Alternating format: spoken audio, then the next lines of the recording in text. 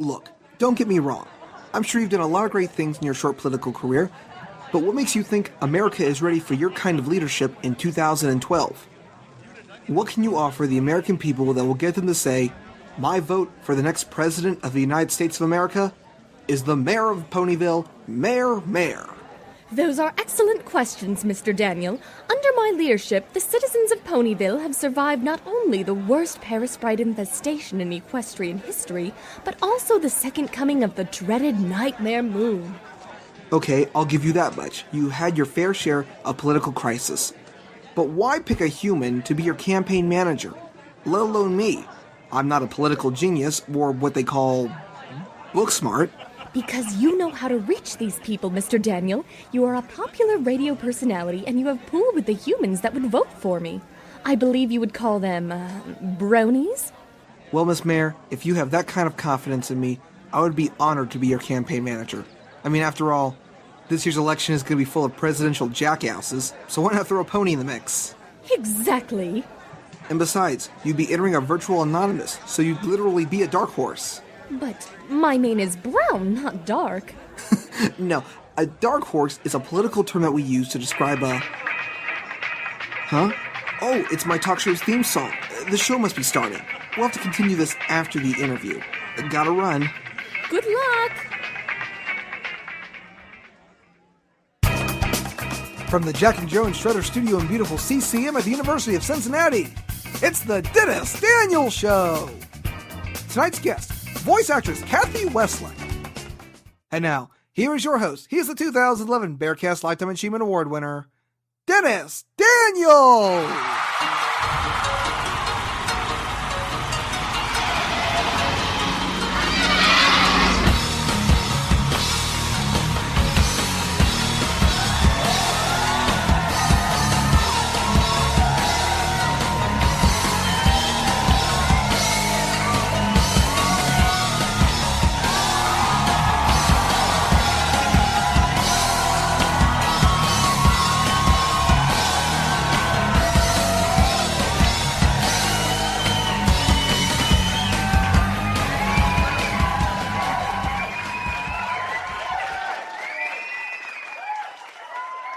I just talked to a pony about presidential aspirations for 2012. Either I'm going crazy, or I have found BearcastRadio.com's greatest talk show segment, The Dennis Daniel Show. I am your host, the Brony of Bearcast Radio, and BearcastRadio.com's Lifetime Achievement Award winner for 2011, Dennis Daniel. I'll tell you this much, folks. I am so tired. This must be what Rama feels like after being chased around by a Kane with a hammer or something. Man, just running around getting this interview set up. Now, I can explain what happened. There's a logical explanation for all of this. Apparently, Discord, the thing that like the Chimera thing, it came back and it attacked, causing chaos and everything, and it caused all this damage and. And you drank chocolate milk, but they drank the glass and threw the chocolate milk and it exploded. Well, apparently, he came back after the big arguments that were going on around the world about this weekend's Super Bowl. Probably because there were no Packers! Woo! Packers won the Super Bowl! So, in his brief time that he had come back, he had screwed up the Dennis Daniel Show. He threw everything which way, this way, up way, hen way. What's a hen weigh? About 5 pounds. And It took our guest tonight. Well, it took one of her characters, along with the other ponies and the elements of harmony, to put Discord back in its place. So that's why I'm all out of breath. I've been running around trying to go, oh no! Another theory that what happened? It was that Aloysius, that owl with the bow tie that was helping Twilight Sparkle in that one episode, tried to trick our guest tonight by switching up the time dates. And we all know those owls are crazy. I don't trust that owl, especially that one in that potato chip bag. Just ain't natural. But here we are. I'm short of breath. But here we are. It's a brand new Dennis Daniel Show. It's the first Dennis Daniel Show of 2012, the year of the dragon. And there are a lot of famous dragons out there. You've got the Blue Eyes White Dragon. You got Pete's Dragon. You got Puff the Magic Dragon. You got Ricky the Dragon Steamboat, whose theme we use today. And you've got possibly one of the biggest dragons to come down the pipe in a while. I'm talking, of course, of Spike the Dragon from My Little Pony, Friendship is Magic. And tonight on the Dennis Daniels Show, we have got Spike's voice actress, Cathy Weseluck. Now, for those of you who don't know who Cathy Weseluck is, she is the voice behind the cute little assistant to Twilight Sparkle, Spike the Dragon, from the suddenly popular My Little Pony, Friendship is Magic. But of course, if you're just seeing that, then you're not getting the whole story on Cathy. She is also known, and I am not afraid to get a little fan geeky about this, she's also known as the voice of the beautiful, dangerous, but still attractive Chinese Amazon Shampoo from the classic Ranma One-Half. Now, as you all know, we had Kelly Sheridan on the show in December, and she was Ukyo, and, maybe we'll see some tensions flare up, I'm not afraid to admit this. In high school, I had a crush on Shampoo. Shampoo is just amazing. I don't know what is it. Is it the long purple hair, the cute outfit she wears, the fact that she could probably break a human skull with very minimal effort? Or is it simply the fact that she speaks in a third-person Chinese accent, and that is just so friggin' hot?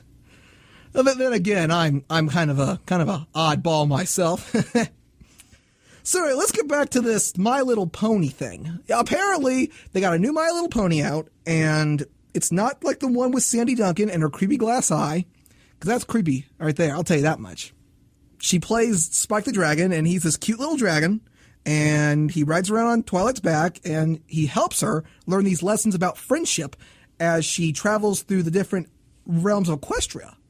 But she's mostly stationed in Ponyville with her friends Applejack, Rainbow Dash, Pinkie Pie, Rarity, and Fluttershy. And she also voices the mayor of Ponyville, Mayor Mare. Now, I like Mayor Mare. She's a... Oh my gosh, I just got that joke. Mayor Mare. That's hilarious. Because she's the mayor of Ponyville, and another term for a horse is a mare. That's hilarious. Oh, Lauren Faust, you are quite the clever individual. Now, of course, aside from Shampoo and Spike and the mayor, she's also near in the popular Death Note. And I wanted to see his brother, Far. But there's no Far.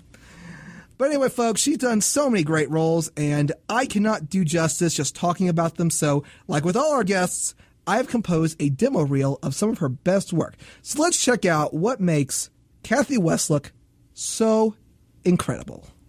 Ni hao, Ranma! Can we help you? Hey, what are you doing here? You sure you want to talk to Shampoo like that? Huh? Ta-da! Instant Nanichuan! Whatever fall and spring, take body of young boy. Very tragic story. This powder make instant Nanichuan. Ranma, you be normal man again. Ranma, you date Shampoo? Huh? Take Shampoo to date, you get powder. You want go date? Sure! Yeah! Then Shampoo meet you today at park, 2 o'clock sharp. Yeah. Are you saying I can't come and swim in a public pool? We're twins! We're twins! Come on, Marty! Come swimming with me! Echo, where'd she go? Hey, Echo, look at me! I can swim too! Watch! Yeah! Come on in! The water's fine! Come on, Marty! It would be careless to assume that Kira is in hiding right now. If we let our guard down, he'll strike. This man surpassed El and defeated him. I'm sure he's planning something. Or perhaps it might be too late. It's so different. This place is crazy compared to my hometown. I'm sorry. A kid your age shouldn't be exposed to a city like this. Romanipur at night. I'll be fine. You have a lot of faith. You believe in your family, don't you? Of course. I believe in Roberta. I know that she's gonna come here to take me home to my father.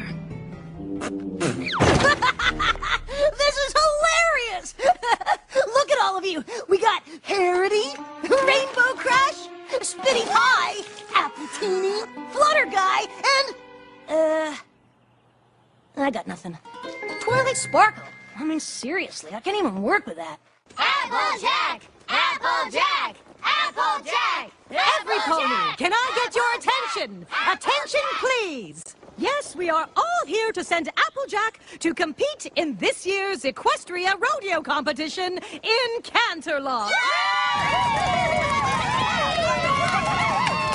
And I want to thank Applejack in advance for generously offering up her prize money to fix Town Hall. Yeah, Applejack! Woohoo! And of course, Derpy being, well, Derpy. But anyway, folks, Cathy Weseluck, I can't even begin to tell you how great she is. And she's done all these great roles. She was actually Kid Trunks and Poir and Chaozu in the Ocean dub of Dragon Ball Z. That's right, before Funimation got their hands on it, there was an Ocean dub that aired on Toonami. And while it may have not had the same steam and speed that the Funimation did, it's still the definition of how Dragon Ball Z got started in English. You got the Funimation and the Ocean dub. You know, Ocean dub had Scott McNeil as Piccolo, and that got him all started on that whole I'm a cucumber. That's a story for another time, though. But anyway, folks, let's get right down to it. I'm excited. I'm kind of tired, actually. Oh, boy, running around like a chicken with its head cut off. The Bronies are just so incredible, and they've just given us so much. And right now I'm wearing a Rock Team Bring It t-shirt, so I guess that would make me a Jaw Brony. Not. So, ladies and gentlemen, let's go ahead and get right down to the nitty-gritty. My guest tonight is one sensational voice actress whose voice has stood the tests of time. She's best known as Shampoo from Ranma One Half and Spike the Dragon from the brand new My Little Pony Friendship is Magic, which you can catch Saturday mornings on The Hub. There's no excuse why you should not be watching My Little Pony Friendship is Magic. So, without further ado, ladies and gentlemen, give it up for the one, the only Miss Cathy Weseluck!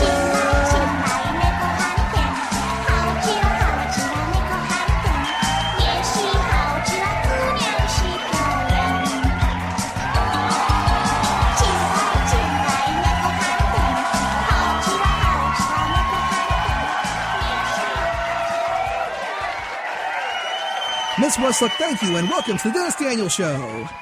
What an introduction, Dennis. My gosh. Well, you know, we got to do it big.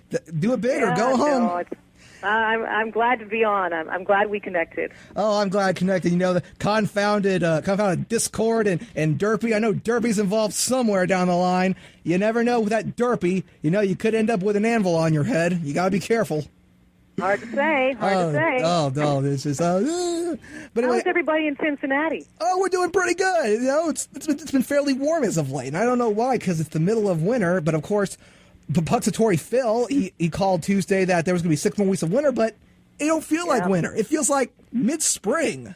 Yeah, it's balmy out here too. And by the way, I don't know if Owlicious was behind this thing that happened. You know.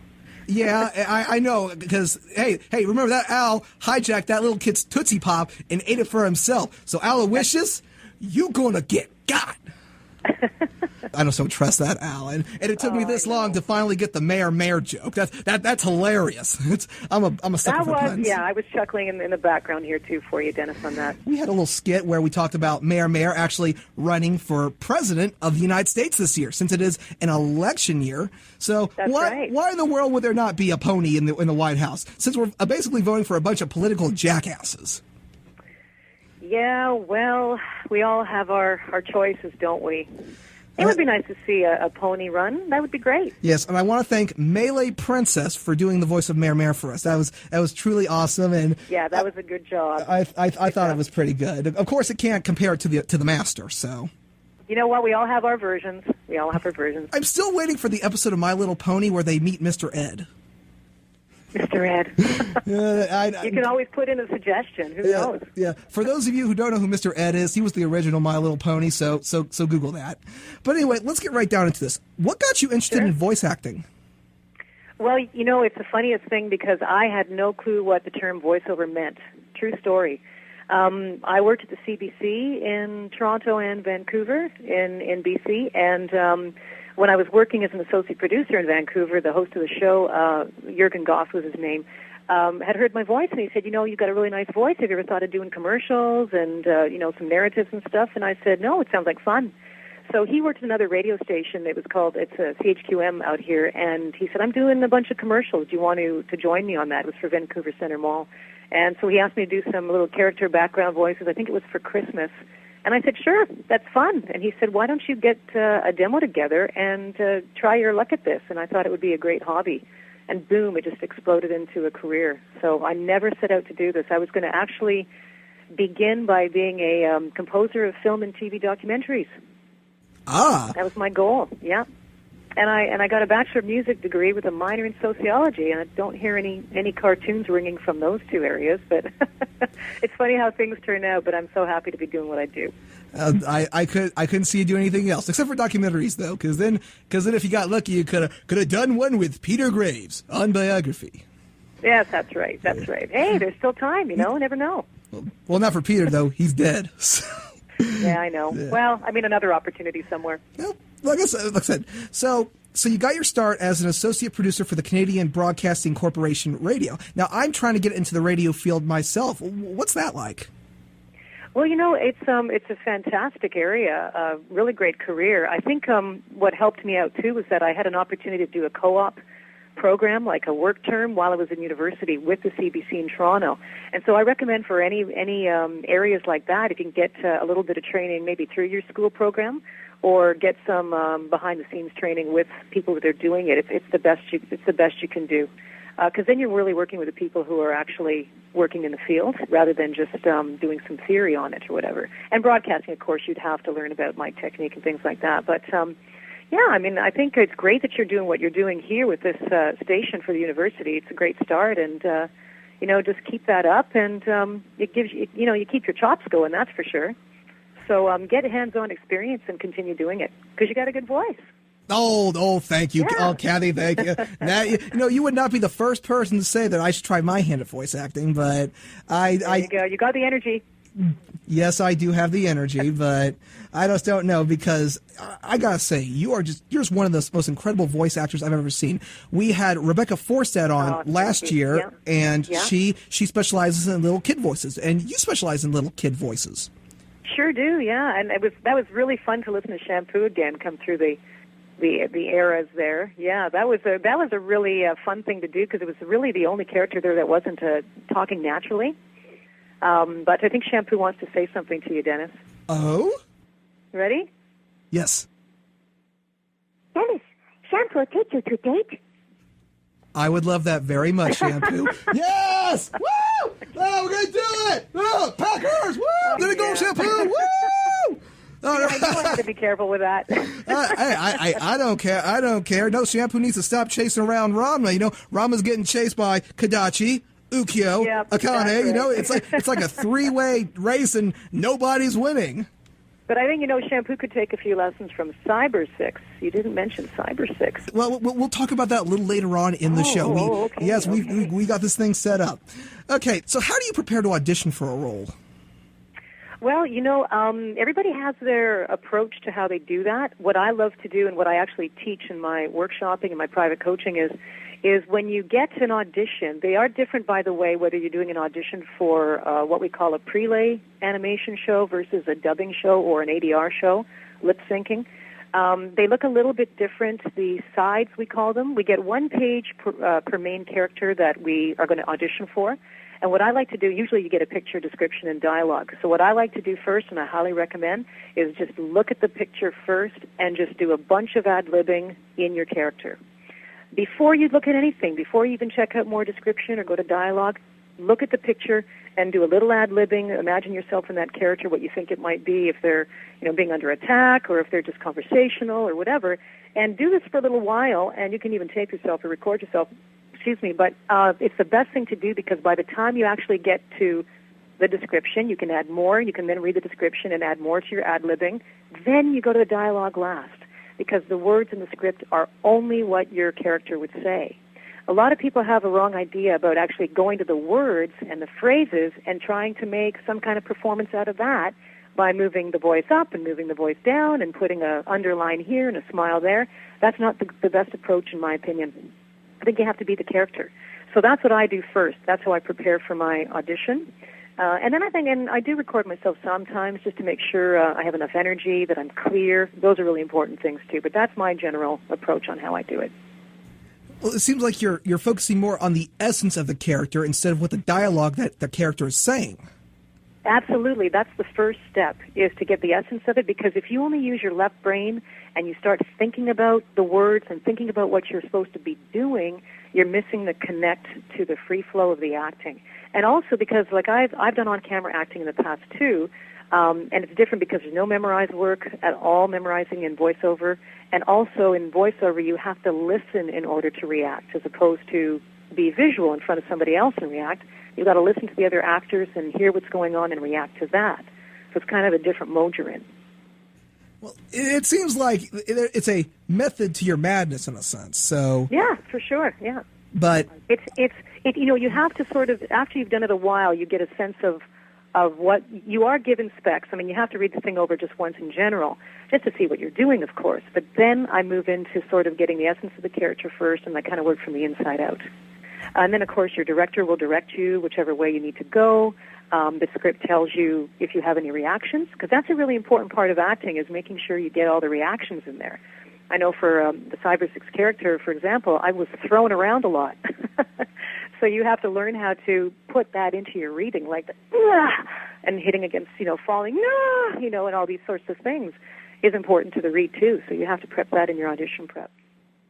I couldn't imagine getting thrown around all that time in Cyber 6. I don't even know if I could be a Cyber 5. Or maybe a Cyber 2.5, maybe. But maybe we should still do a Cyber 7, don't you think? Yeah, or a Cyber 12. Cyber 6, yeah. Twice the excitement, twice the adventure. Will do. Or Cyber 2, Electric Boogaloo. That's right. BearcastRadio.com. This is the Dennis Daniels Show. We've got Cathy Weseluck on the air. Now, we talked with Kelly Sheridan about this. How does the amount and diversity of voice acting work available in Canada compared to a company in the U.S. like Funimation, 4Kids, or Bang Zoom Entertainment? The availability of work. Well, it's difficult. When we're in one region, we tend to generally work within this region. Although, as you know, there's a lot of things that can happen online. You can do auditions for different projects and send MP3s, et cetera, But the general thing is that the clients in the groups like you to be pretty much I believe, in the city that the project is happening.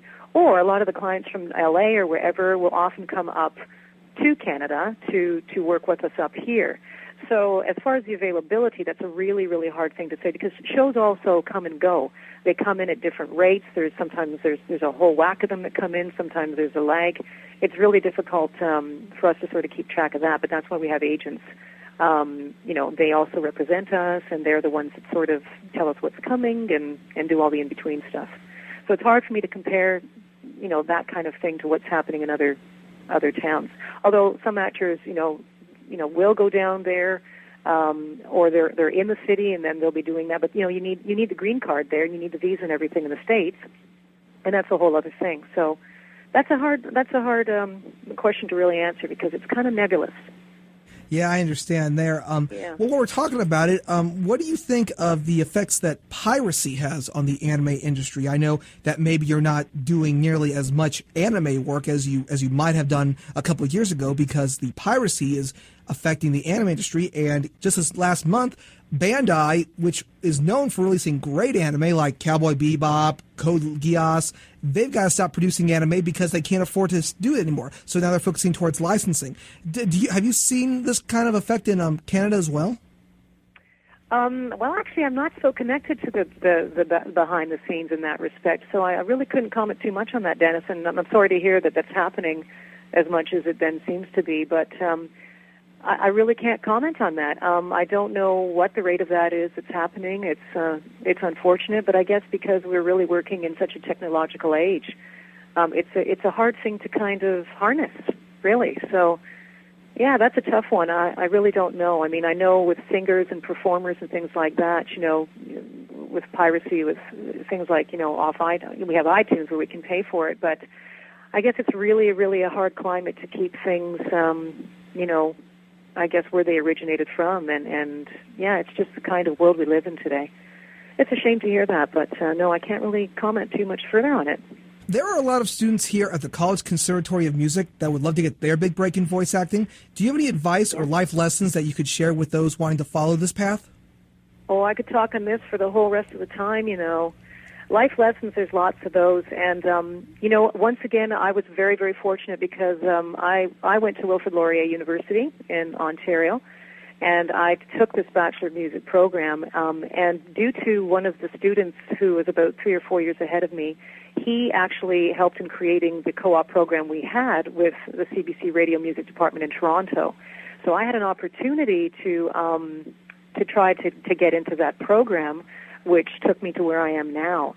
So I don't know if you guys have different programs or co-op programs in your university or in that department, in whatever other vocations there might be that are connected, but that's a really recommended thing.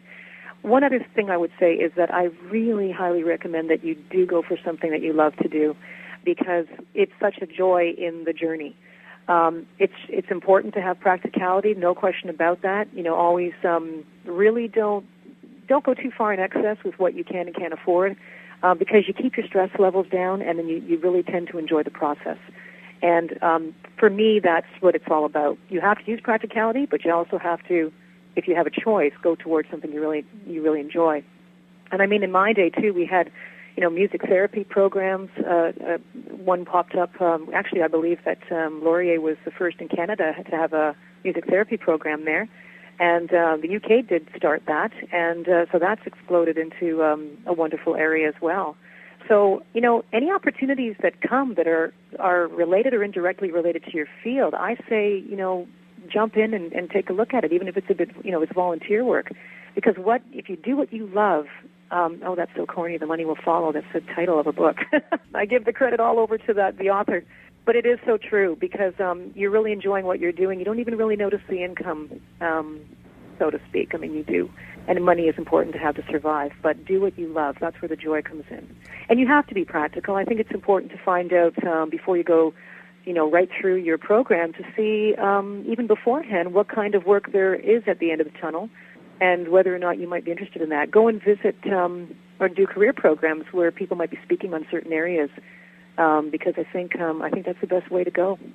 Well, it's like my daddy always said, if you're doing something for a long time you don't like, then you're not going to like it. But if you do something you love, it's not even work. It's a career. Absolutely. And you know what? And what I say too is, don't put pressure on yourselves at this time in your life. Just don't put pressure on yourselves. There's a whole world out there. I had no idea I was going to be doing what I'm doing. My real passion is human nature and sociology and socioeconomics and how and human nature basically. So I find the whole sociology aspect really fascinating. In fact, I almost went to go into psychology and get a master's. My professors at the university in sociology were encouraging me to be a psychologist. And we're excited to hear that I was planning on doing that until all of a sudden I got 3 primetime cartoon series that came in all at once. So I had everything ready to go to sign up for a master's in psychology, and boom, cartoon world just kind of exploded in front of me. So put that on the shelf. Yeah, so take your opportunities, but do what you love, and but don't get discouraged, because you know what? As long as you're moving towards what you love to do, guaranteed, just in that motion, other opportunities start to show themselves. Well, I understand, but hey, Cathy Weseluck going prime time, baby! Hey, I'd kill to go prime time. I'm going to plug in because you got so much energy. It's great. Oh, thanks. So, of course, let's get into some of these roles. One of your earliest and best-known roles, and of course, a personal favorite of mine, is the Chinese Amazon Shampoo from Ranma One Half. How did you go about auditioning for the role, and how did you develop her character and voice? For Shampoo, they had an idea of what they wanted to have her sound like, because this was brand new for us, in at least when I came into the scene. The anime stuff was just really taking off at that point. So Ranma One Half was, I would say, the biggest show at that time. There were others too, but this was the main one. So when we went to audition for that role, there was... I don't know who it was, but there was a sort of an example that they said, we kind of want you to sound a little bit like this. Here's one of the Japanese, actors, and this is kind of how we'd like it to sound. And it was very, very different from all the other straight red roles. So I was, I suppose, the closest who came to matching their idea of what they wanted, and boom, this is what landed me the role. So, and also just to be able to sustain your voice in that kind of pitch while you're yelling and still have clarity is a bit of a trick.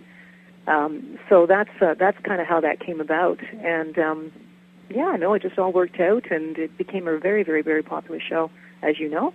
And I still think she's a bit of an icon. Definitely, she's an icon. I mean, let's break down Shampoo for a quick second. First up, you got a cute-looking girl. She's an incredible chef. She's a great martial artist fighter. She erases people's minds with shampoo.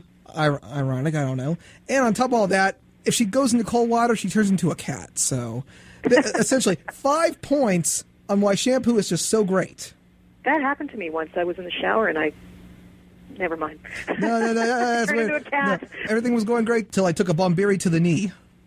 That's right. That's right. A Skyrim joke. Katie, shut up. If you tell that I took an arrow to the knee joke, she hates that joke. So I do this by morphing it. Like for My Little Pony, I go, I used to be a brony until I took a rainbow to the knee.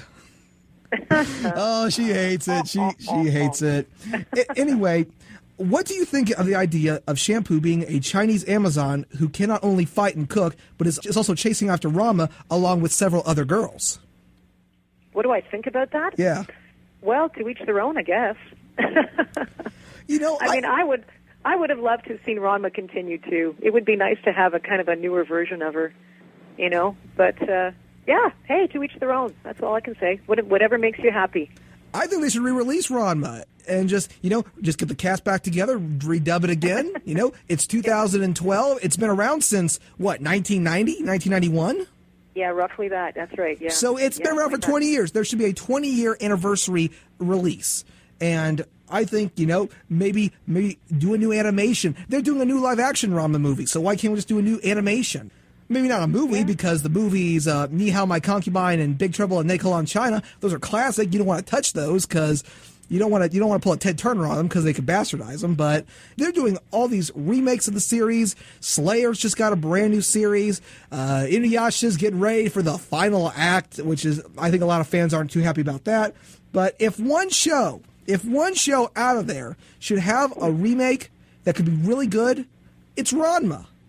Well, I guess maybe if the fans just keep putting it out there, you never know.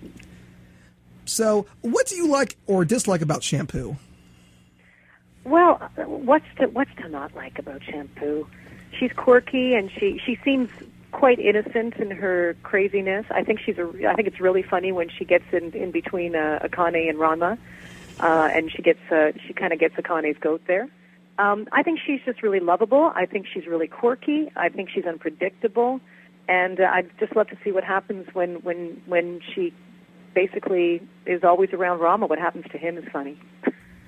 Yeah. But the show itself was fun. I mean, I thought it was really well done at the time. And, as I said before, it was one of the very first shows that came out. So on all aspects of animation and sound and storyline, and it all came together really well. So, yeah, I think she's quirky. And doing her voice was quite an experience for sure.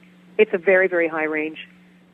So, who can't love Shampoo? I mean, if you see how much Moose chases her around, which is poor Moose. No. The guy needs contact lenses. The guy wears thick glasses and he turns into a duck. So just here's what happened.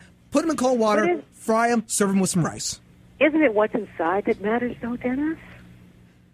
Moose is kind of a jerk. I would fight Moose for Shampoo. Yeah, well, poor Moose. Well, he's a good guy. He needs to change his name. Some of these people, they have weird names. You got Shampoo, and you got Moose, and then you got Grandma Cologne, and that's just like, that's enough with a hair product. Aside from Shampoo in the series, you also play Azusa Shiratori, the ice skating martial artist fighter. What was it like to voice her, and what do you think of her character being the spoiled brat who has an unhealthy obsession with taking other people's stuff?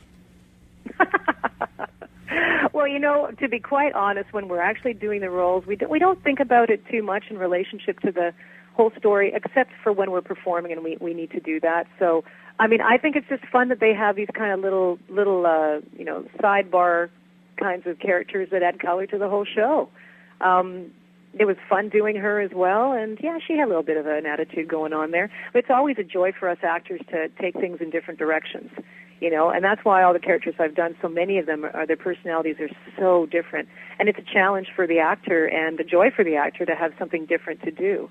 Because, some people, I wouldn't say they do the same thing over and over again, but their voice placement, a lot of people are natural voice actors where they're not so cartoony or charactery, and they're really great in their field. So for them, their challenge of variation in their performance is more about the attitude or the plot or the subtleties, whereas if you're doing a character voice, like Shampoo's way out there, then you can play around with that voice quite a bit.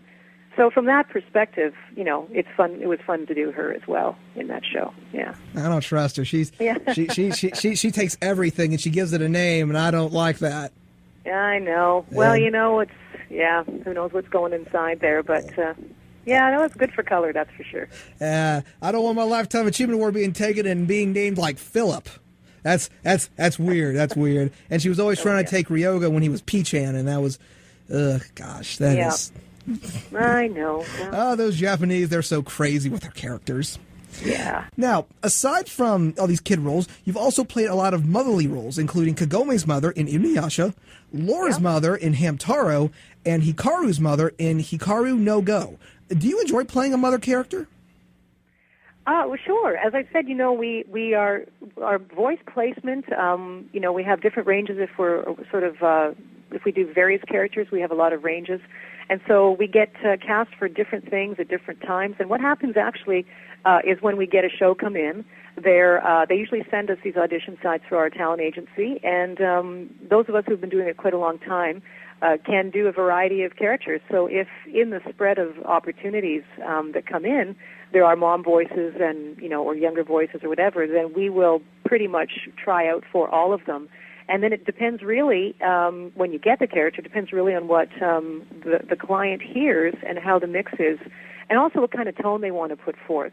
So for the mom roles, they're very, very loving most of the time. Some of them are very typical mom roles. Some of them are very compassionate. Some of them are very storybook oriented. And so, they're great to play. I mean, it was, I don't know how many times I could have said, Laura, calling out, Laura, so many times. I would just call out her name from the back room somewhere, either up the stairs or down the hall or from the door. But I enjoy playing it, all of the roles, and the mom one, I guess, in my natural voice range too, it just sort of fits really well. So, it's kind of a natural choice, I guess, from that position. Yeah, I can't believe, like, for Inuyasha, Mrs. Higurashi would actually let Kagome go off with Inuyasha. If I saw my daughter run off with some guy with long white hair dressed in a feudal era kimono and had dog ears, I'd be like, whoa. It's true. I mean, true. And where's the father figure, for Pete's sake, in all of this? Where did he go? I'm saying. Maybe the father figure, kind of dressed similar to him, and she had an issue with that. I don't know. It's hard to say. You don't know about the in-laws, right? Oh, definitely. Or the relatives. Or the relatives. Yeah. If I had a nickel for every time that I had friends whose daughters went out with the bad boy or the criminal so right. Why don't anime moms just take a hard look at these things? If it was my mom, she probably would have beat him off with a belt. Possibly. You never know. I don't know. I've come to learn that anime mothers are really laid back. I've come to learn that, and I'm applying that to everything now. So if I see a mom that's not too worried, like Kagome's going down this well to fight demons in another era, you know what? Go ahead. Yep. So let's go ahead and talk about Cyber 6, Cyber 2 times 3, Cyber 3 times 2. Right. You voiced, of course, Cyber 6, or she's also known, Adrian Siedelman. What was that show like? Now, I've never seen Cyber 6. You've never seen Cyber 6? It only aired in Canada and Argentina. How am I? What? Dennis, what are you doing? What's the matter with you, huh? Hey, don't, hey.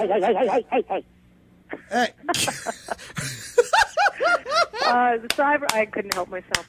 Cyber 6 was one of my favorite things to do, and the women don't often get chances to do the lead role in a series, and so that was part of the joy for me, was being able to do that. That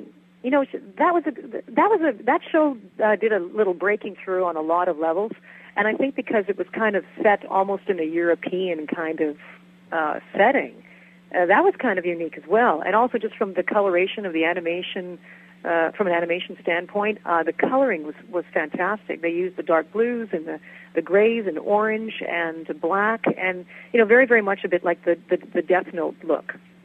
But they would do camera angles from below Cyber 6 when she would be jumping down or this and that. There's a lot of different things that show showed us that we hadn't seen before in animation.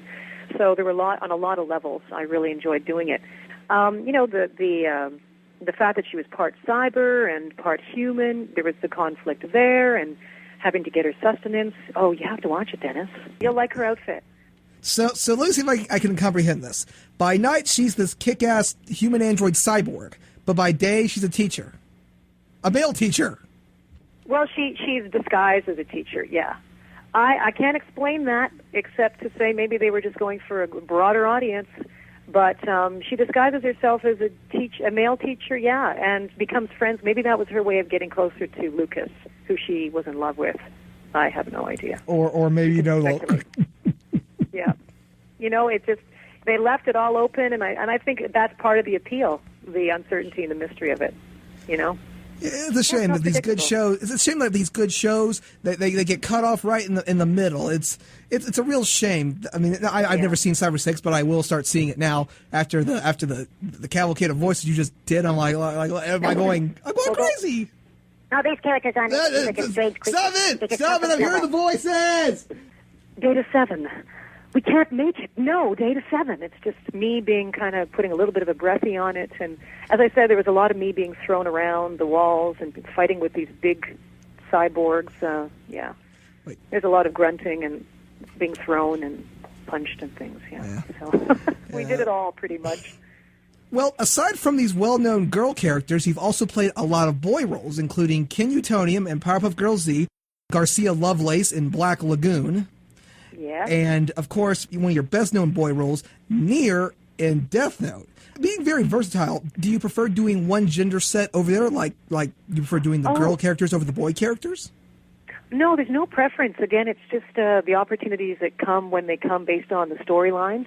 We pretty much audition for the gamut that we feel we can audition for in our capacity. And then it's really, really left up to fate and the powers that be that make the decisions. Who really does get the role. So, we're grateful to have the roles, and it's really great to do the boy roles, too, are a specialty for girls and women if you have a certain voice range and you know how to maneuver that. So there's no preference. I mean, I have loved doing the boy roles. It's been really fun to do because it's such a departure.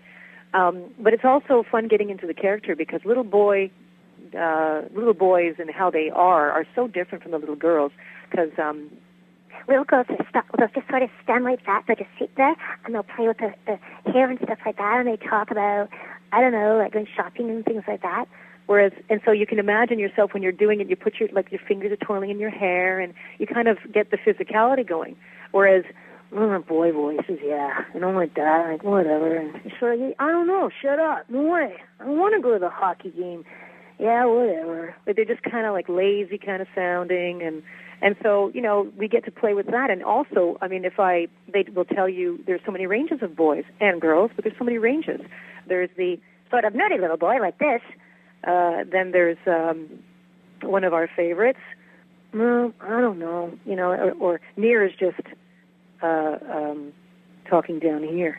He's got that kind of thing. He's looking at his toys. Those toys were weird for me. Don't know what was going on with that, Dennis. But it's fun because you just sort of get into a stance. You get into the physicality of the character. And I mean, I've had to do some of the chubby, the larger boys too. So then I have to work on, playing something like that. And I'm talking. I was just wonder, like, are you guys gonna eat that? So there's no preference. It's fun to do them all. I mean, there's different levels, too. There's different levels. I mean, if we have to talk like that, then they're so nice. That's cool. and I mean, I've had to do older guys too. And one time, I'm trying to remember what character it was, or what show it was. It might have been. I'm going to misquote it, I think here. I don't know if it was Mega Man. I can't remember.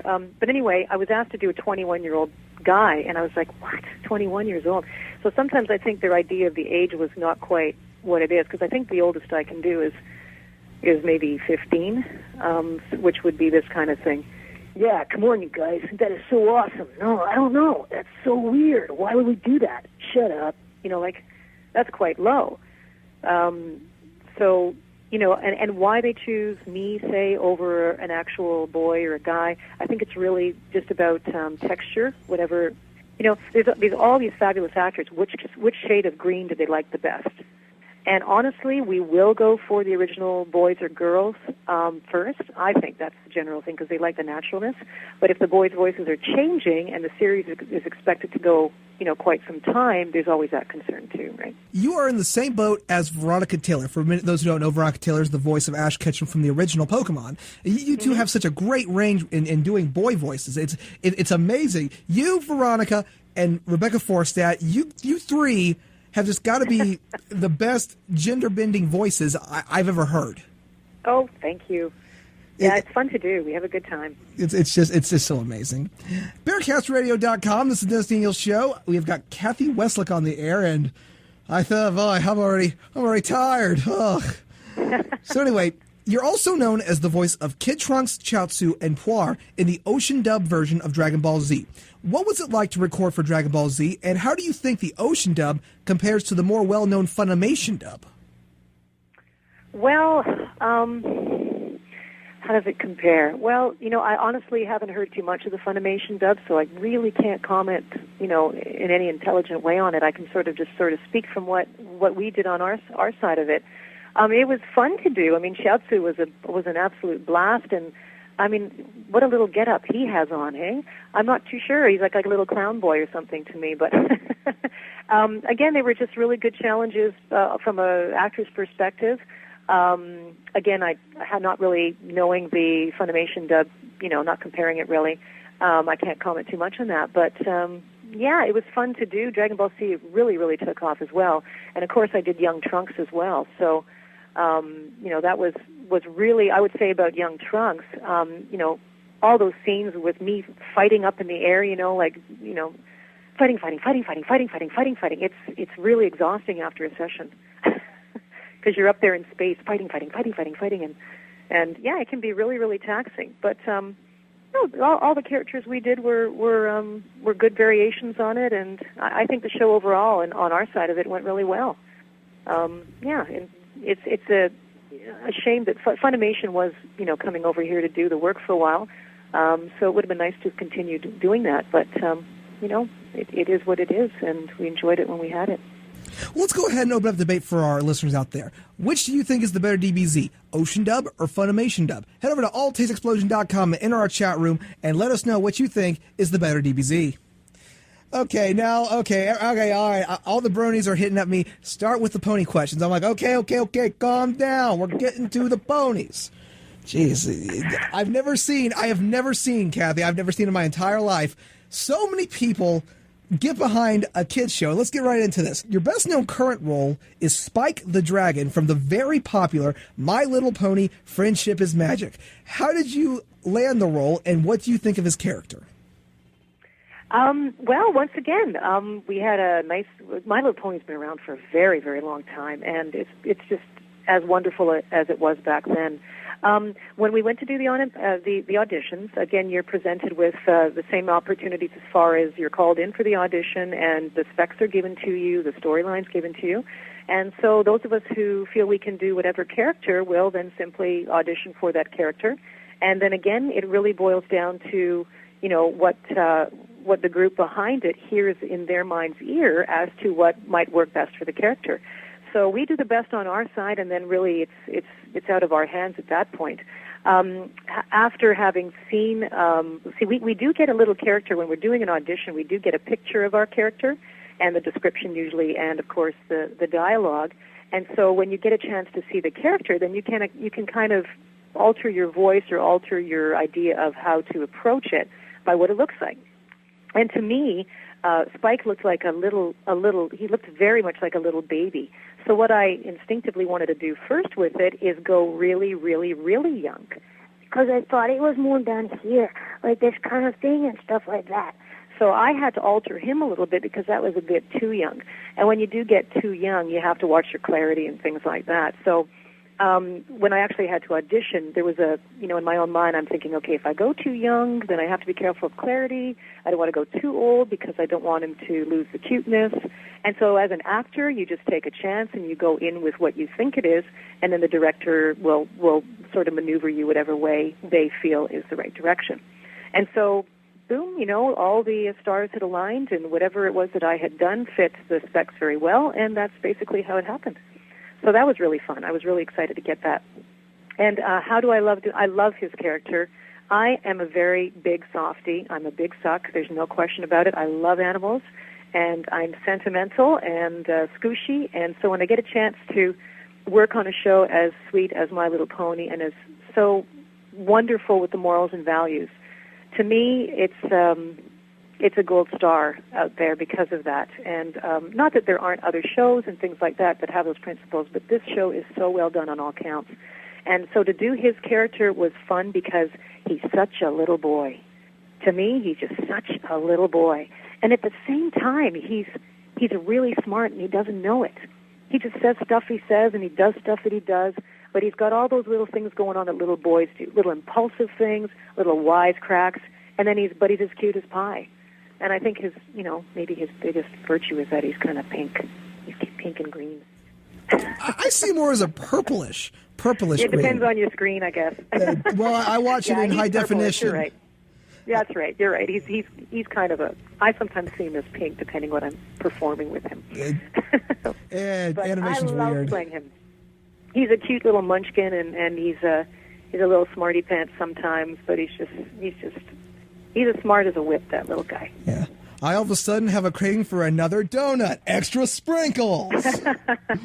I love that line. That's just so funny. So, what do you think of Spike's character as the storyline wise, as he's trying to confess his feelings for Rarity? Well, I'm really happy they threw something like that into the plot because it's so much fun. Because from my perspective, when we actually do the role, we have to be the character. So you have to go totally to the innocence level. And, the way that I play him at it, he just has no idea that she would not fall in love with him. I mean, he just assumes that she must at some point because he feels what he feels, so she's got to feel the same thing back, But I like, when he just gets all dreamy, and it's kind of embarrassing and kind of cute at the same time. But I just think it's great. It's fun to watch. When you see it completed, but it's also fun to perform. And when I do that, I have to kind of go into this range where I'm talking like that, and it's just kind of like wow, and you just kind of you have to watch it. You don't get too light when you get dreamy though, because you can lose the clarity as well. But I think it's very cute because he's going to keep on trying. He just can't help himself. I feel bad for Spike. Rarity's trying to get all up in society, and he's the underdog, and I just feel so bad for him. Well, he doesn't, but except for Owl's Well That Ends Well.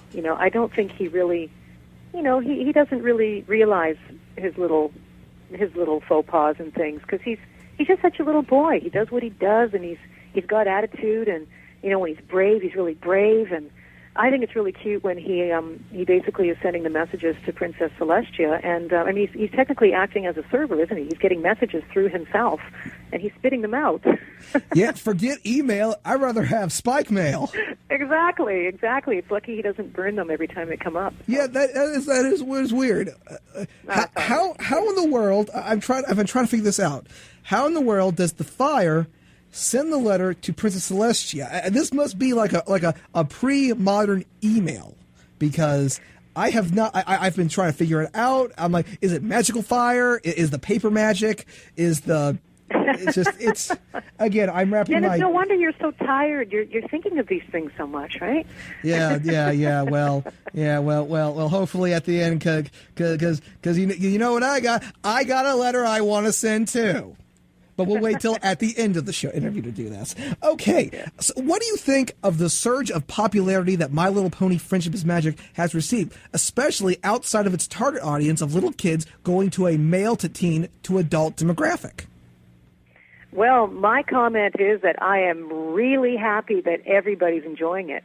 To me, that's a real success for the show. It's affecting hearts everywhere. I mean, I'm a real heart person, and no one can really explain why, if you assess it intellectually, why this sort of thing happens, except to say that there's something about that show that is really affecting people on an inner level. And I think because My Little Pony is just so utterly heart-based and filled with love and good morals and really mutual support of all the friends involved, I think there's a resonation actually to human nature. And I'm not going to say that we're losing that as a race, but I think that there's a lot of disconnect, more so now than there used to be. And I don't mean connecting in general, because I think the internet and all of the technology that's out there is fabulous, because we would not be able to connect the way we do. I just think we need to make sure that we keep the heart connect. And if that's what it is that's attracting the greater population, then I think that's wonderful, because we need to get back to that. We need to get back to integrity. We need to get back to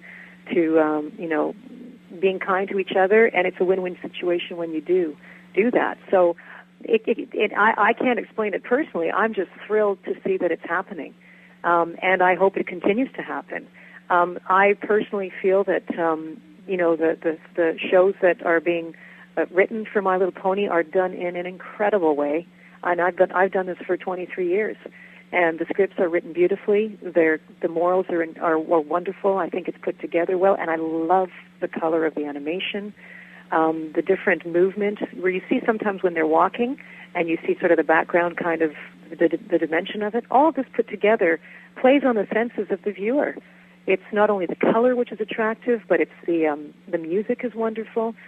Even the sound is done very well. You hear the little clip clop of the hooves. If you listen carefully, you can hear the little clip clop of all the little ponies when they're walking.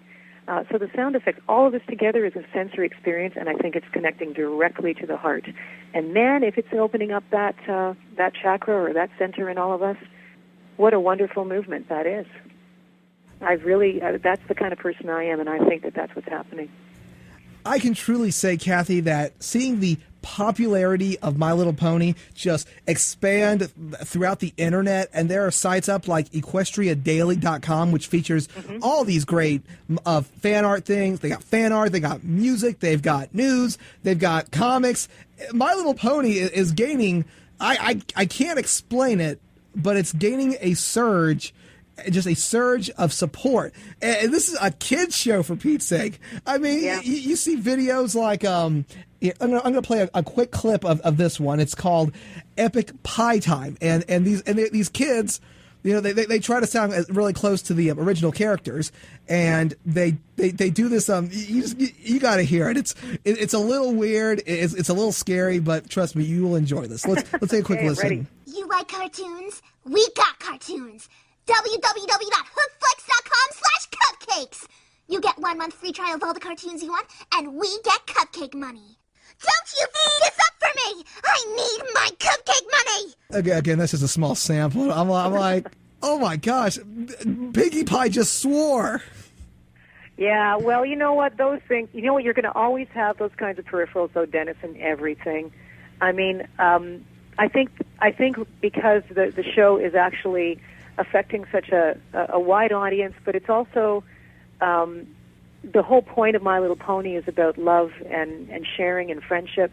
And if that's what's stirring goodness in people, fine. You're always going to have people who want to do takes on different sides of it and things of it. You're always going to have that.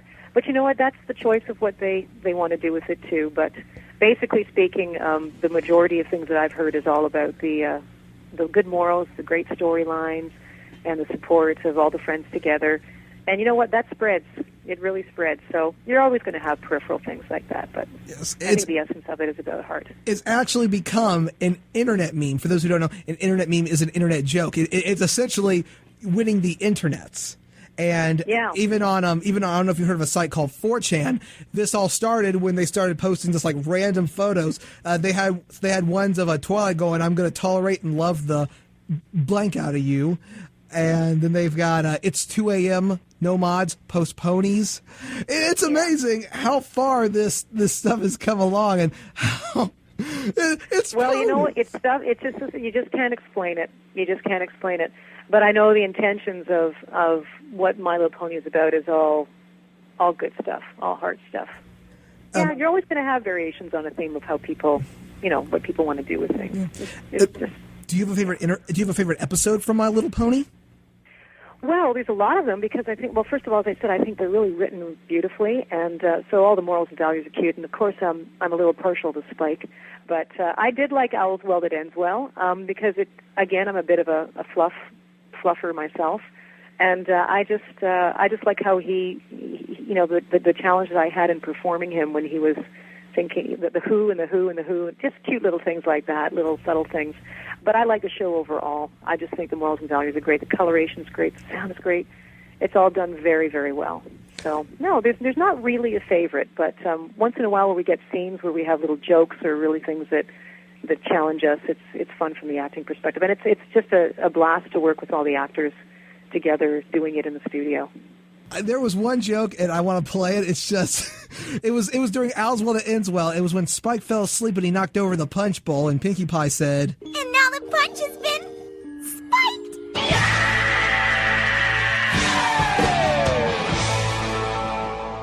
Yes, that is a Caruso-style one-liner joke. That stuff's fun. I love puns. I just love them. You can't get enough of that. And of course, so many random things happening in the episodes. And I don't know if you've talked to Tabitha St. Germain about this, who plays Rarity on the show. What's your take on the character known as Derpy, that has one eye going one way and one eye going the other way? I haven't really seen the show itself. We recorded it, and we record it in different, chunks. We do the shows at one show at a time. So I haven't actually really watched the show. So to put it all together, I don't really know. I think it's hard to say because we just do our record as we do them, and then they get animated later. And I haven't really seen all the shows, so I really can't comment too much on that one. It's a cute little voice, and I think what I do know is that she's got a little yellow mane going on there. Her cutie marks like bubbles. Yeah, the cutie marks. Yeah, to me, all the characters are just adorable, and they're all very sweet in their own way. So that character I haven't really seen. I haven't watched it, and I don't really know too much about it. But I think they're really all beautifully drawn and very, very sweet. Well, the story behind Derpy is that in one episode, apparently there was some kind of like animation mistake, and it showed a pony with cross eyes. So the internet, they flocked to that, and they decided to call him Derpy, which is a term that we use called derp, which is like durr. And I assume eventually she gained her own cult following called Derpy Hooves, and then the last roundup, the episode where Applejack goes to the competition, we actually see her in the opening, and Rainbow Dash calls her Derpy. So apparently the internet has named a pony on My Little Pony Friendship is Magic. I just don't know what went wrong. I'm like, the internet is infecting kids shows now. Well, what can I say? Yes. Can't really comment on it, but... I love it. I love it. Now... do you have a favorite character that you've done? Well, a favorite character. I have many, many favorites. Hyper 6 was a great one for me to do because of the opportunity to do the roles to that extent. Different characters that have different challenges with the performance aspect. We did something called Marioku Yummy, which was about wishes and creating wishes, and it was really cute. It was an online thing, but it's called Marioku Yummy, and it's for very little kids. And I had to do a character by the name of Fidge, and he looked like a little he looked like a little Dairy Queen cone with a little, like the vanilla swirl with a little thing at the top. And he was always nervous, and so, that was fun to do, although if I didn't watch it, the way that I would perform that character can actually give you headaches if you're pushing too hard at certain times. You have to know how to harness a performance when you're doing it. But we did a lot of shows in a row of that. And the character is like, oh, Marioku. Oh, no, we're doomed, Marioku. Oh, no, those wishes. What will we do? And, I had to do this for hours and hours and hours. But the show, again, is a very, very sweet show. So he was one of my favorites because he was just so different, and I had to play him in a different way. So when we have a real departure, from doing something that we've been doing a lot of, or just, we have something really unique, then I really sort of take to that. Shampoo is a favorite of mine because it was the first really, really big, show that we did that was anime, and it was a really unique voice. Cyber 6 too. I mean, I thought that Death Note was done very, very well. The whole thing was really interesting. And again, from an interest point of view, from reading scripts, that was great too, Near. But I've done so many other little, I can't tell you how many fruits and vegetables I've voiced. So the next time I see a dancing carrot on the TV, it might be you. Well, I played a cherry. I played an onion boy named Cipollino. And I played a yam before. So there you go. I feel like we're missing Pac-Man in all of this. Waka, the cherry and the pretzel and the milk. Again, another joke off in far right field. It's again, Mecha Missions in my mind are an enigma. But one thing I have to ask about Shampoo, that when she debuted, what about the Chinese? Did you have to actually learn a little Chinese in order to do her? Well, only limited to what was written in the script, pretty much. So whatever we, were given to read, we would have to read it, because a lot of the names and things like that are all that, nationality based. So we just have to play it the way it is. But they had an idea for Shampoo in how they wanted her to sound. So they kind of gave me the example of what that was, and I kind of would mimic that. So, we had to kind of, I had to sort of give her this kind of thing to talk to like this, and go with that. And to try to stay in that sort of lilt and then also honor the character, which was kind of, she had a little bit of an innocence in her, but at times she knew what she was doing. So from the actor's standpoint, you're sort of developing that character, but then having to hold that voice placement and put a little bit of a flavor of that accent in it. So, sometimes it can be you really have to be able to work the character so it becomes natural to you. That's why, again, when I'm doing character preparation, I come from the essence of it first to be able to sustain it through the length of time we do it. Wait. Cute and innocent on the outside, but devious on the inside? It's like I have a twin. No wonder I like Shampoo so much. Man, we are a pair. We're like Brangelina. Oh, wait, they're not together anymore. Aw. Are there any roles that you wish you could have done or you want to do? I mean, like for example, like there's a fantasy role that you've always wanted to do, but you never got a chance to do it. Well, all I can say is I think it would be great to have a few more action heroine leads. Maybe like a Cyber 6, but more in space. Like if we had a few more leading women roles, that would be wonderful for us, of course, and to integrate that with maybe a more modern society. But I can't really say there's one character I wished I'd have done or one that I can concoct. Not really.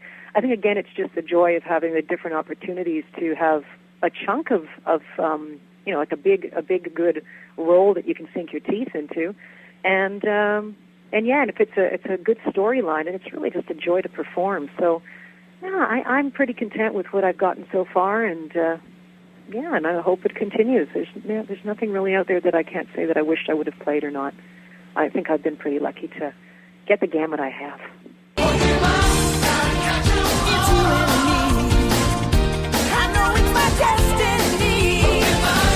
Hey everybody, this is Ash Ketchum from the town of Pally. Well, I'm training to become the world's greatest Pokemon Master. Pikachu and I like to listen to the All-Taste Explosion with the Boogaloo Shrimp, featuring John Pokemon and the Dennis Daniel Show. Gotta catch 'em all! Pokemon!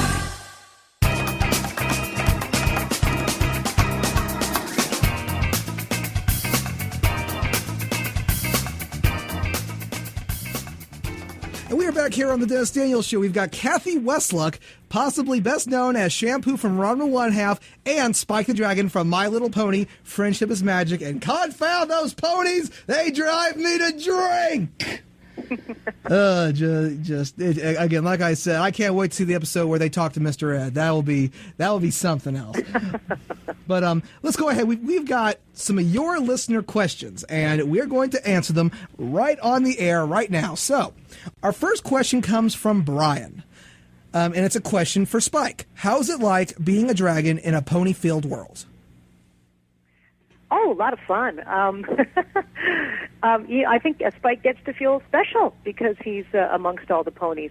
He sees them all as big sisters and all his friends, and his whole thing, I think, from my perspective, is that he just really wants to help. He wants to really serve, and he also wants to be brave.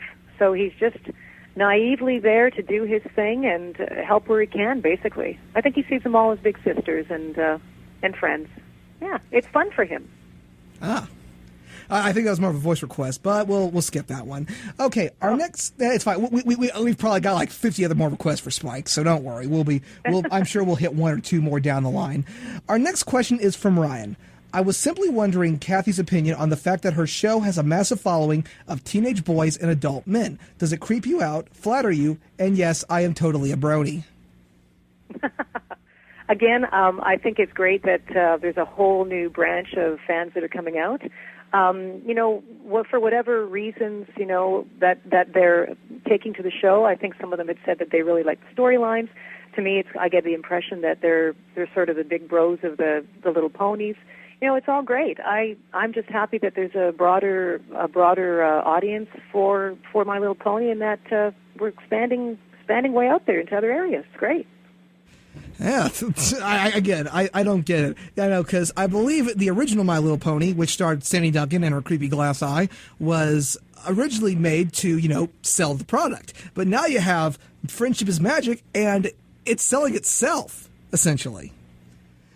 And again, Dennis, this is just me. This is honestly where I come from, but I just think because it's so heartfelt, I think people are drawn to it. That's my kind of take on it. I just hear so many people commenting about how well it's done and the morals and values that come out of it. That's what I keep hearing on my end, and I think that's what the cast is hearing too. So whatever that is, it's spreading, and it's a really good feeling to have. So yeah, let's keep that going. It's like a poison of cuteness that's spreading through the veins of society. It's a kind of an innocence. It's a kind of a purity. And sometimes I think with all the techno, which I do love, and I think if it can be used in the right way, I think that it's kind of like, I don't know, it's just an essence that's being sort of, that you sense from your heart, It's something that you can't explain mentally. I think it's just a feel-good kind of show with good morals and values. Hey, Applejack, are you all right? Spike, my man, I got to tell you something. I know how you're trying to get Rarity, but let me tell you something that Henry Winkler told me when he was on the show. You can't just go up all, hi, Rarity, mustache. No, you got to play it cool. You got to play it cool like, hey, Rarity. You don't sell the steak, you sell the sizzle. You gotta put yourself out there, man. You gotta get in her face, you gotta tell her why you are the dragon. Let's move on, Dennis. I'm just saying. He dressed up in his little costume with his little mustache and hat there. I think he was looking pretty dapper then. How does your experience, and this is from SpikeFan27, how does your experience with Friendship is Magic compare to your other roles? Also, I must thank you for your terrific work, as the very first episode of My Little Pony I watched was Owl's Well That Ends Well, and I must say it was Spike's character and voice that softened me up to the series. Oh, thank you. That's great. Well, as I said, it was one of my favorites, too. How does it compare? Again, I have to say, and I have seen many My Little Pony shows in the past. In fact, I was in The Runaway Rainbow. I played Rarity, the unicorn, the young unicorn at the time. And again, My Little Pony is truly one of my favorite shows. Cyber 6 I'm partial to, of course. It's a different thing. But it's because of the moral values. I just keep going over that again, that it's really pure and it's really, really professionally and well done. And that's a joy for us. Cyber 6 had the same kind of quality. I think Death Note had a very interesting storyline to it. That's interesting for me, too.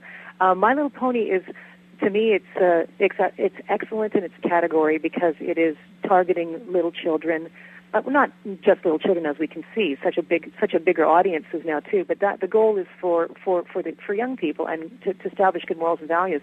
And I think that is something that is timeless. And to see it so absolutely clean and pure like that is such a refreshing thing. So it is one of my favorites, no question. And I think this other show, Marioku Yummy, that I talked about, has not the same, but it also has real purity and innocence and good morals and values. It's very, very clean and very, very pure. And I think that speaks to the heart. Other shows that we've done, like, I mean, right now I'm also play Dennis, the black-haired boy in Kid vs. Cat. I think that's kind of like one of those classic Saturday morning kind of cartoons, almost slapstick, pretty innocent. There's no violence in it, but there's a lot of action, and it focuses on an alien cat and the conflict between it and the boy. And I find simplicity to be very, very powerful. And so those are the kinds of shows, and really good storylines, and very good acting. Good quality is what I'm all about, and for different reasons.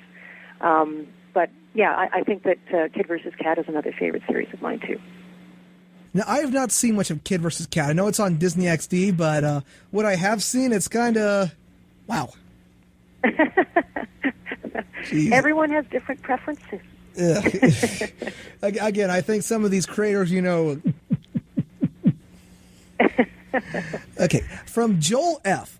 What is it like to voice act against Twilight Sparkle so much with her voice actress, Tara Strong, even though she's not there in Vancouver for most of the recordings?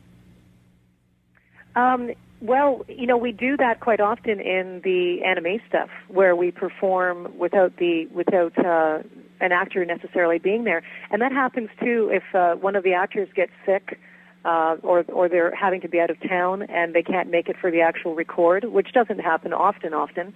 But, it's not difficult for us to do that. We prefer, obviously, for the actor to be there so that we can do the interaction. It's more of an enjoyable thing for us.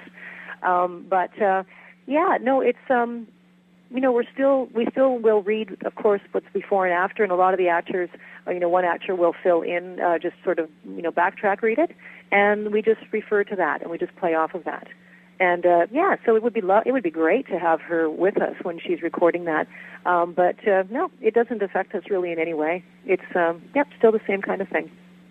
What I find amazing is that you don't even have to be in the same studio recording for the same episode, and the quality just comes out so beautiful. It's like she's right next to you, because I know for anime and regular voice acting, anime, they're usually in a little cabinet by themselves, but with shows like My Little Pony, I would assume that a lot of you guys are in the same room at the same time when you do the recording. Well, for the primetime prelay shows, which this is a recording where we're in a group with usually it's about 5 to 9 actors, and then a director and an engineer. We usually do work scene to scene to scene, but there are cases where, people are out of town, something comes up, and we have to do shows on occasion when they're not there. But, there's a lot of, first of all, you get to know the show flow and each other's characters so well that you really get a sense of what their personality's like anyway, so you can imagine when another actor just reads it for you, you can almost hear the other character in your mind. You can hear them because you work with them so much. And there's also a lot of credit, obviously, that goes to the director that does that, and also the client. They're all there to help you, make sure that you've got that working, because with any prelay show, we have what you call a storyboard, which is, like a different hand-drawn sketches, scene by scene by scene of what the show is supposed to be like. So the director has that in front of them, and they can see the expression of the character, which is sort of a rough drawing. So they have to tell us, based on that, okay, you need to do this a little bit more or that a little bit more. And so they're a big part of directing us when those sorts of things are happening if the actor's not there. But if you think about it, that's exactly how we do it anyway, with no actors there at all except your own voice when we're doing a lot of the anime stuff. For example, the Death Note show, or even Hamtaro, or any of those shows, they were all, we call them ADR, which is animated dialogue replacement or audio digital reproduction, and we are, in this case, of course, we're lip-syncing to the picture, but we don't have any other actors with us recording, and so you have to really sometimes if the actors recorded their lines before you, then you can see what they've done before and after your line, but oftentimes that's not the case. So you have to use your skill as an actor, and you also have to rely a lot on the director to be able to get a good response in your acting. One radical dude, and I don't know if, because I know we talked a little earlier before the interview about what you can and can't talk about, and if you can't talk about it, that's totally cool. Bum's the word. I get it. Hello, Cathy. Thanks for all you've done on shows like Dragon Ball Z, Mobile Suit Gundam Wing, Death Note, and of course, My Little Pony, Friendship is Magic. Spike is my favorite main character on the entire show, and you do an excellent job bringing the character to life. I understand you are unable to give any spoilers or answers away regarding unaired episodes of Friendship is Magic, but is there any chance we'll hear Spike sing in a future episode? And do you have any singing or music experience? And if so, are you able to sing in Spike's voice? It's okay if you're not able to tell us. Thank you anyway for giving your time to be on the show. I appreciate it, and I'm sure all the fans are listening appreciate it too. We love your work. Keep it up. ORD. Oh, thank you. That's very kind. Spike's my favorite, too. I can't comment on the future ones. A lot of the shows, we don't know what's happening in many cases, and he hasn't sung so far, and that's too bad, too, because it would have been nice to have him do that. But I actually do, as of course I do have a music background. I have a music degree, so I didn't go in as a music major. As a singer major. I went into composition originally. So I have sung in different things, and in the earlier days. But it would be nice, and I don't know if I actually can sing in his voice at this point. I think I'm laughing too much. No, unless I can, I would compose some kind of song where he's in love with Rarity. That might be kind of funny, but I think I'll just leave that for the day. Do like a Latin ballad, like. He's very shy. Spike. Hey, take a page out of the old Dennis Daniel playbook. Regret nothing. You gotta take chances. Take chances. That's how I got to be where I am today, by taking chances and regretting nothing. Right. Okay, now from Atris S. I must say that I have been a fan of yours since I first watched work on Cyber 6, back when it first aired. My question is, where or what did you draw your inspiration from when voicing Adrian and Cyber 6 from Cyber 6? And I believe you answered this already, but what was your opinion of the show as a whole? To play the character of Cyber 6 and then, also Adrian, really there is a little bit of a challenge because they were trying to decide originally what to do for the Adrian character because they wanted him to still have a bit of my sound, but not give away that it was her. So they were either going to potentially find somebody else who kind of sounded like me, but, might have been more of a man sound, but at the same time they were toying between whether or not they wanted to make it, close enough or completely different. So in the end, they decided to go with me, just making it more masculine and more male, and yet still having some of the character qualities that Cyber 6 herself had. So I had to play Adrian as Cyber 6 trying to hide her identity. So here I am trying to do an actual, male voice, that was potential in my range, and yet still remember that I am the character who's in disguise. So from our perspective, there's a bit of a challenge there. So luckily it was decided I would play her in disguise as him. And frankly, we had the same questions when we were acting it. We really didn't know what sort of this was all about, except to say in the end, I think basically it was that she, all this disguise, at nighttime she goes and does the good work, and all of this, teacher by day, all these unanswered questions was really part of her character, which I think was what was so mysterious about it. So there's a lot of mystery around Cyber 6, and a bit of a challenge for me to play because I had to take it in the way that I thought it was. So loved everything about it, loved the mystery about it, loved the writing, coloration. A good challenge for the actor, too. Her name is Six. Cyber 6. Cyber 6. Da-da-da-da, banana. Okay, our next question is from Adam. Cathy, I understand that you voice a pony named Rarity in the older My Little Pony cartoon, the Runaway Rainbow. Is there a sense of irony knowing that you originally voiced Rarity and now you voice a character that likes the character that you used to play? Well, actually, the character that I played in The Runaway Rainbow was a unicorn. So she wasn't a pony, really. She was a unicorn, and also a little pony, like not a baby pony, but a young pony, an innocent pony. So they're really not, in my mind, they really weren't the same. So when we get a new character, it's almost like we clean the slate, and then it was the same name, of course, which originally I thought, okay, now what is the connect there? Is there a connect there? But no, to me, there's no association whatsoever. The name is the same, of course, but I was playing a little unicorn in the show. And that was fun, too, when I got to play her, because I got to sing as that little character, and it was really fun to do. Again, another challenge. No, there's no real relation. I don't really make a relation from that to the Rarity now, because when I'm playing, of course, Spike, it's a completely different association. So, yeah, same name, but different unicorn. Yep. Cathy's Rarity and Tabitha's Rarity. No relation. We're both rare in our own way. Yes. Yes. From I believe it's Larnia. How do you get along with the other voice actors on My Little Pony Friendship is Magic? And have you ever voiced any background characters? We get along famously, and we have a lot of fun, actually. Sometimes too much fun. We have to be a little bit more quiet in the studio in between takes. But we've done so many shows together as actors. A lot of us have been doing this a very long time. So it's always fun when you get a show to actually see who of your family you're going to be playing with.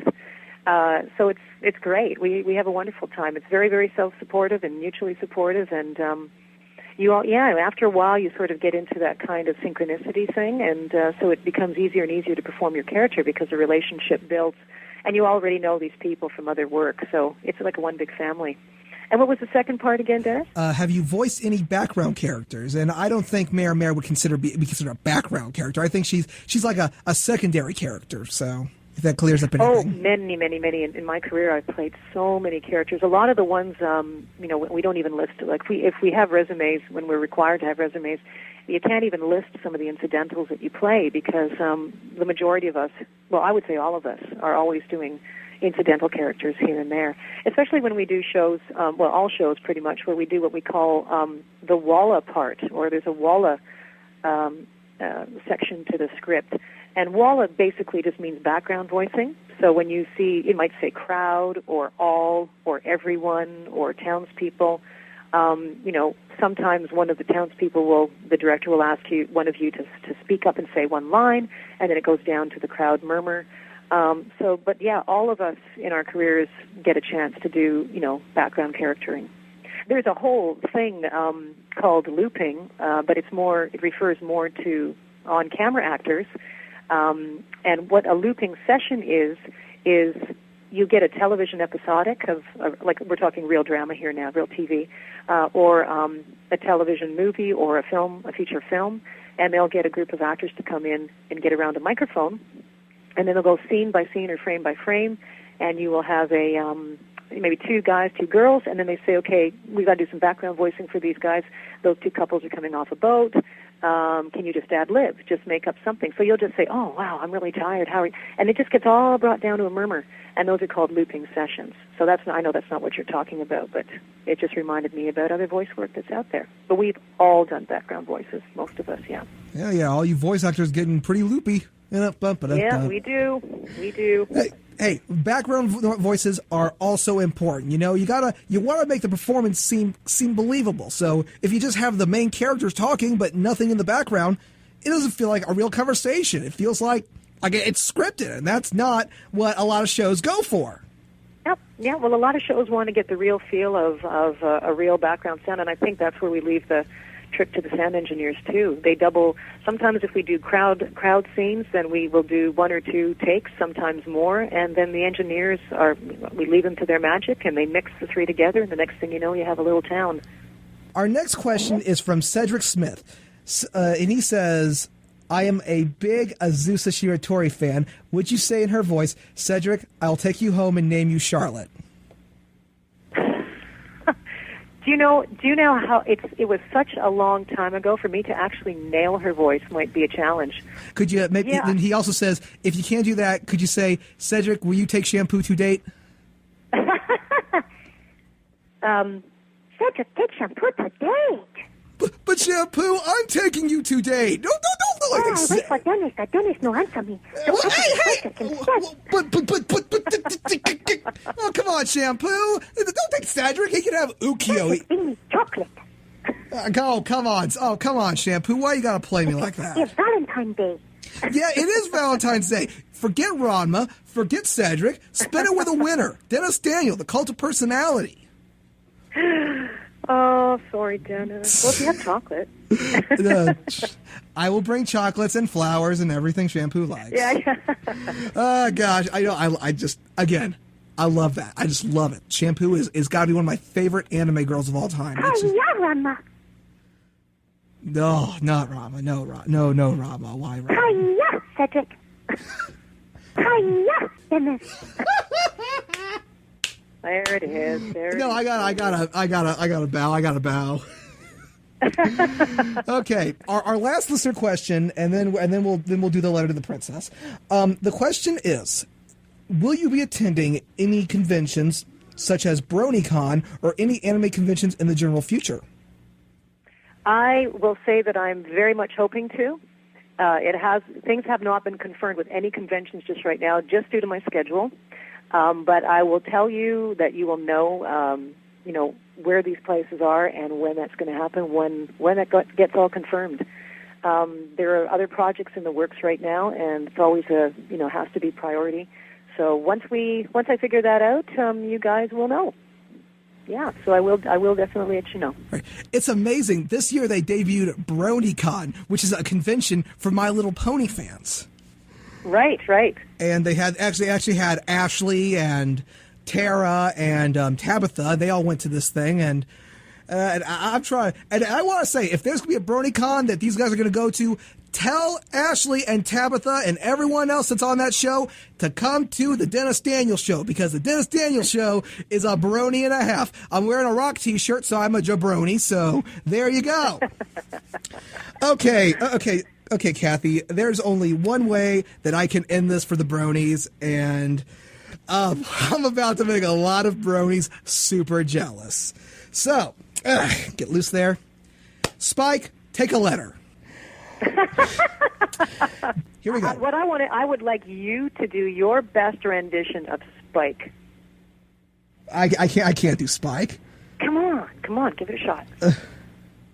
Well, hey, Rarity. Dude, that's creepy. Again, I've got that too deep a voice, but here we go, Spike.